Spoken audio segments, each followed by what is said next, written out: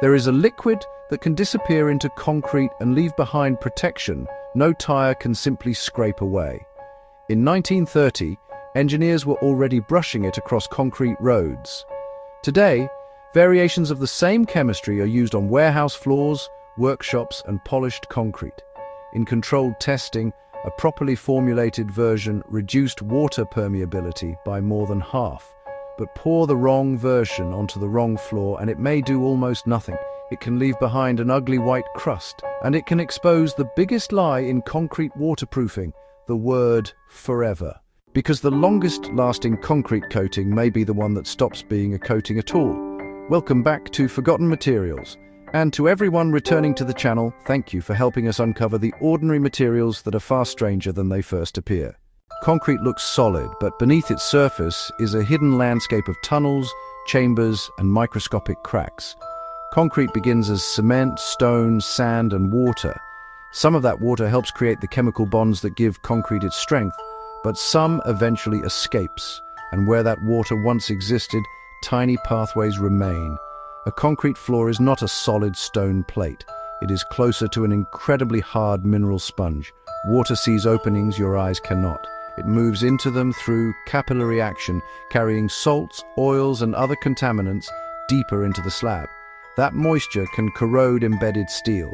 It can carry salts toward the surface, and in freezing conditions, trapped water can expand and slowly break concrete apart from within.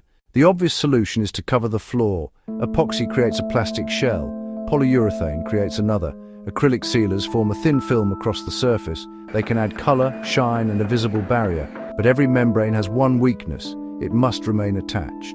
Scratch it, trap moisture beneath it, or allow one section to lose adhesion, and the protection can begin blistering or peeling away.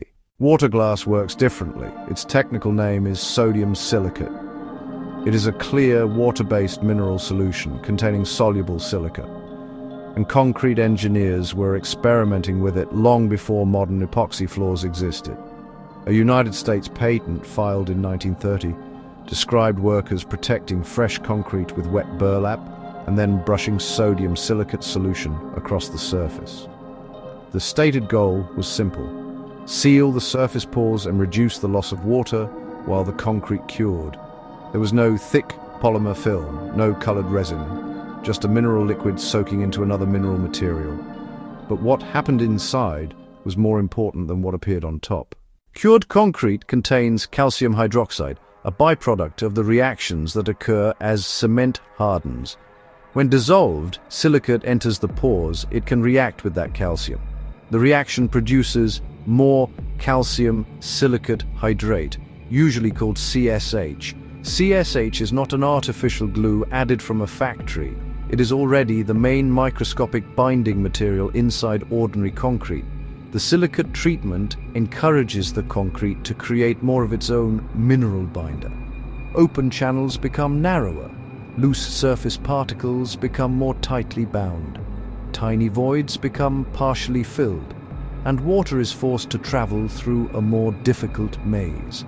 Modern microscopic research has found newly formed material concentrated inside pores and cracks, including pathways only tens of nanometers wide. That is thousands of times smaller than the width of a human hair. But here is the first strange twist. Waterglass does not necessarily make concrete behave like a waterproof raincoat.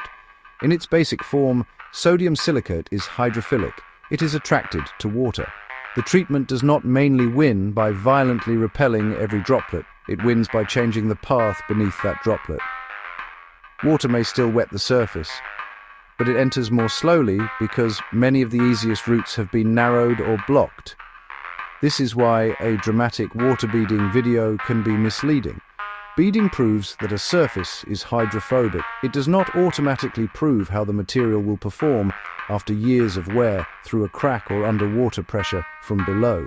The real test happens inside the slab. In one modern study, a combined silicate treatment reduced measured permeability by approximately 60% compared with untreated concrete.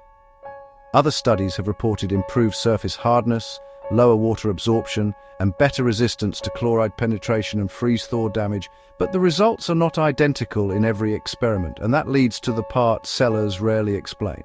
The bottle alone is not the technology. The floor is half of the formula. Silicate must reach bare absorbent concrete. Old paint can block it. Oil can block it.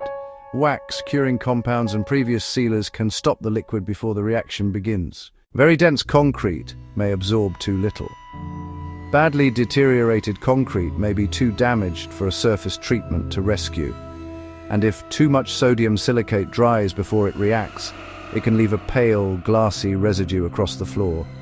The invisible treatment suddenly becomes visible for all the wrong reasons. Modern formulations try to solve these problems with potassium silicate, lithium silicate, surfactants or carefully controlled mixtures. Researchers have found that penetration depends not only on the amount of silicate, but also on surface tension and how quickly the liquid turns into a gel. Too fast and it reacts near the top. Too slow and it may not seal the structure effectively. The perfect treatment must travel far enough before it becomes solid. So, why did this chemistry never replace every conventional floor coating? Because it solves a different problem. Epoxy can hide stains. It can add bright colors, safety markings, and a glossy showroom finish. Silicate cannot disguise a poor slab. It leaves the concrete looking like concrete. The improvement happens largely out of sight. And invisible products are difficult to demonstrate in a 5-second advertisement. A shining plastic layer looks like protection. A clear liquid that disappears looks like nothing happened. Yet inside a suitable floor, something permanent may have happened. And now we reach the word that makes the title dangerous. Forever. The chemical reaction can be permanent.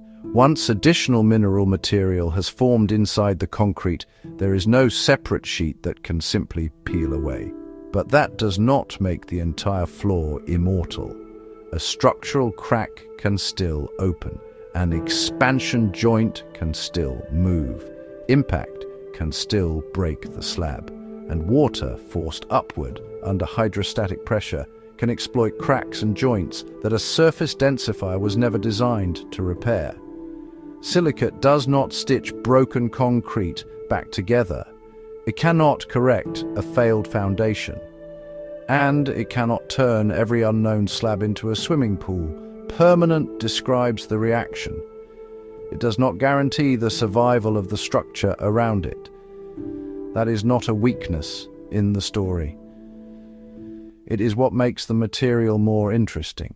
This is not a magical plastic shield. It is a liquid that enters artificial stone and convinces that stone to grow more of its own binding mineral. It protects without remaining separate from the thing it protects.